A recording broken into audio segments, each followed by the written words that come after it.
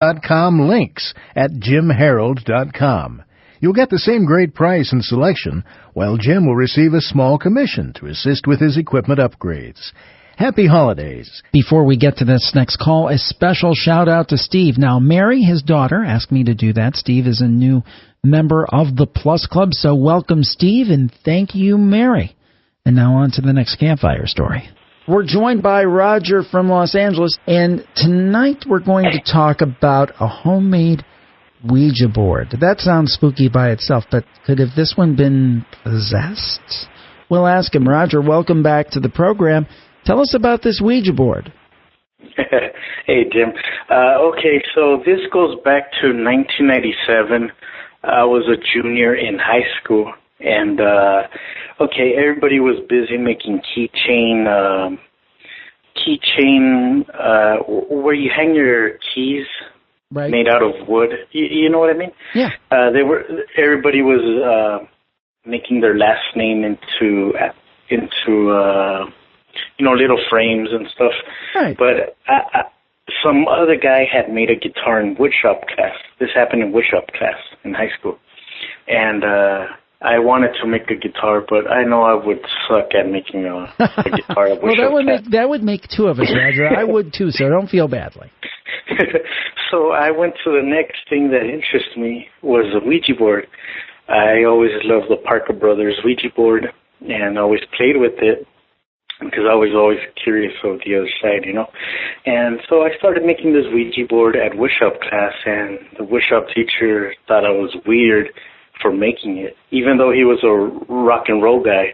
Right. He always, just kept an eye on me or something. But, so I made this homemade Ouija board at woodshop class, and I put a nice old stain to it, to the wood.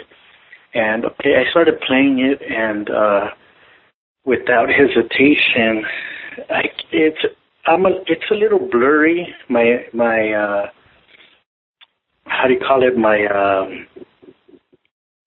memory.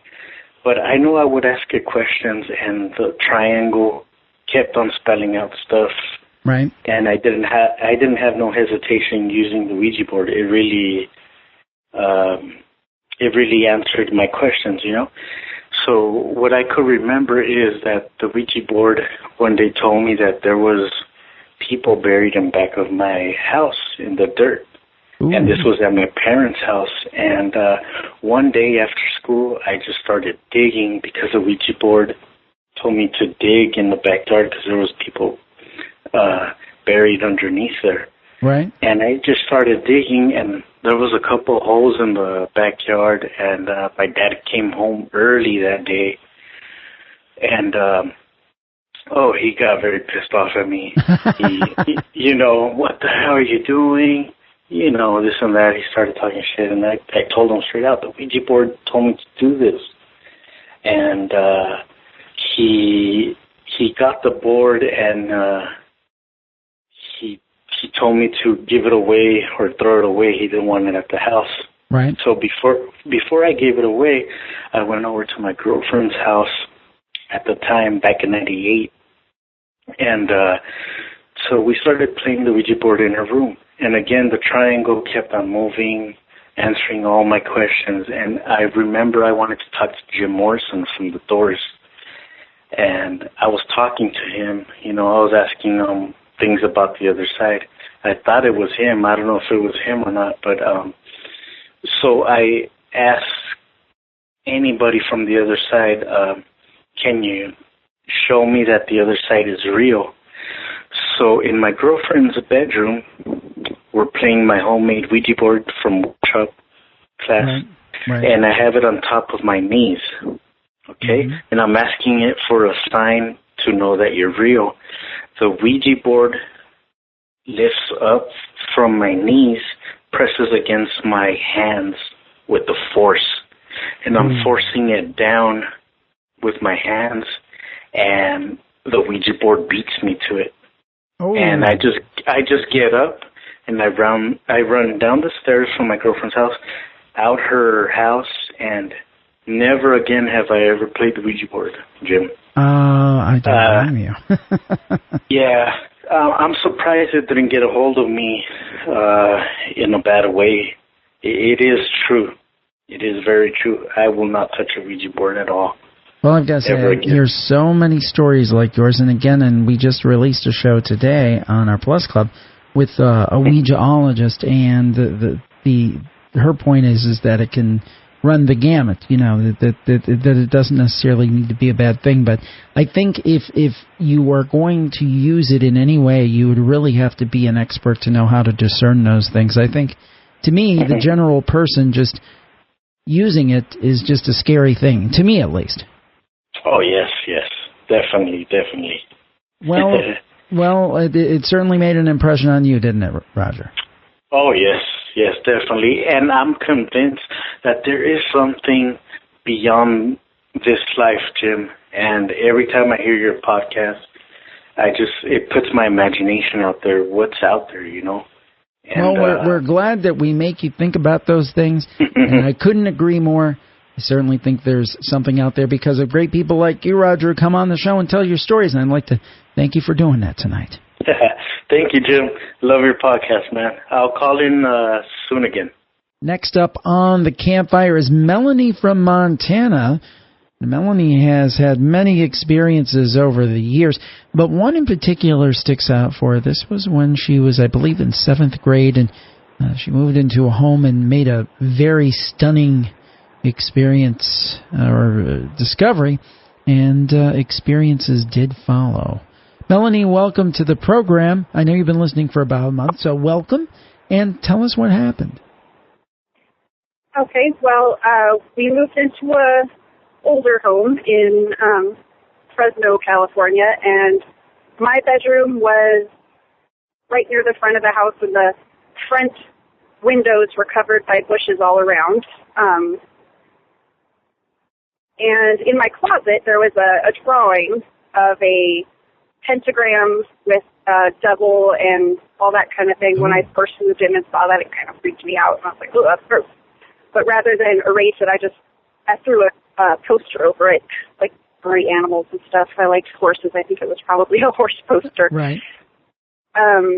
Just to not have to look at it. Right. And probably 6 months or so after moving in there, I was having some I would wake up in the middle of the night and it would feel like someone was watching me through the windows, through the bushes. And, I just there's nothing there. It's just my imagination and being overactive, and I would try to go back to sleep.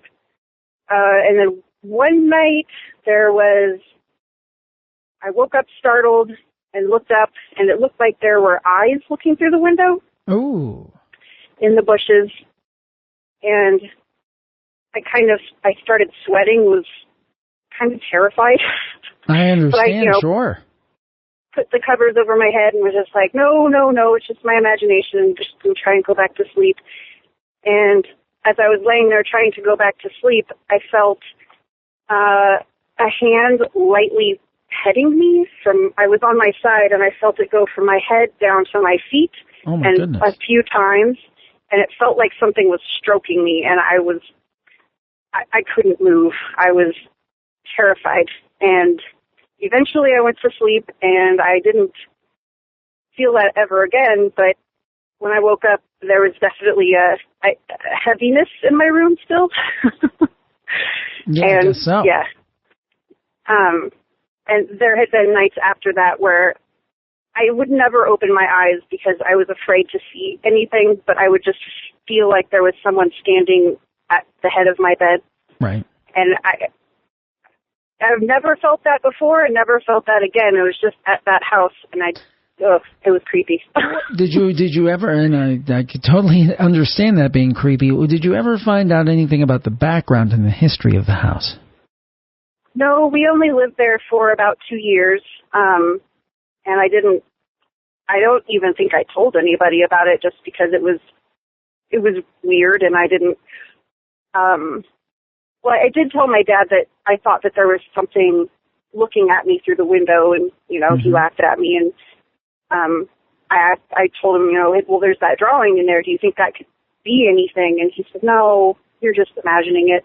But he did say that he had had a ghost encounter as well as a kid, and, you know, he believed me, but he was just kind of like, oh, that can't hurt you. Ghosts can't hurt you. They're in another plane, and you're physical, so they can't hurt you. I said, yeah, I felt it. So that was another, you know, I don't know if they can or can't hurt you, but it definitely felt like there was something touching me. Well, I've got to tell you something. It is one of those things where some of my favorite stories on the campfire are the stories that people tell from their childhood, and they remember for decades. And it strikes me how deeply they impact people, something they always remember, and that's why I think they're so sincere, they're so real, and they indicate something that is very real, not somebody's imagination. And I want to thank you for finding us, and I thank you so much for sharing your story on the campfire tonight. Oh, thank you. Well, next up on the program is Annie from San Francisco, and she learned about us from the great Coast to Coast AM, and we're so thankful for that. And Annie said something that made me remind myself to tell you this.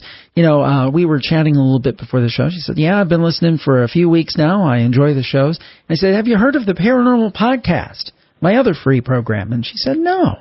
I'll have to check that out. So if you are new to the campfire and you've not heard about the Paranormal Podcast, it's the show where I interview authors and experts about their opinions about all matters paranormal. Been doing it for 8 years.